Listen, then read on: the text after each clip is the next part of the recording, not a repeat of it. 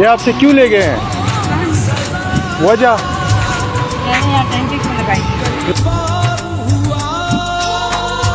मतलब वैसे ही आप क्या कहेंगे? आप इस पे कमाते हैं, पैसे कमाती है ना हलाल की, तो ये आपसे लेके जा रहे हैं। ये तो इस्लामाबाद I8 में, ये देखें मरकज़ में, मेन मरकज़ में हमारी बहन यहाँ पे मतलब कि अपने लिए रिज़्क़ कमाने कि बिजली का बिल नहीं पे कर सकते कोई। इतनी महंगाई है कि अपने लिए एक वक्त का खाना नहीं ले सकता बंदा।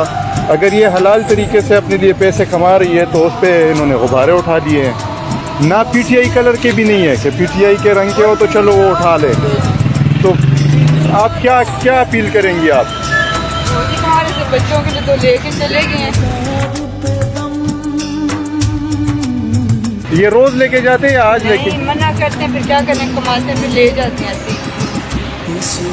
ये I9 पुलिस स्टेशन की गाड़ी थी यहाँ पे अभी, और मेरे ख्याल से सही किफ़ायत थे। मैं उनके शक्ल को जानता हूँ, ये वीडियो में शायद वो ना आए हो, लेकिन ये देखें, ये इस मुल्क का निज़ाम है, ये इस मुल्क का गरीब इस तरह रुल रहा है।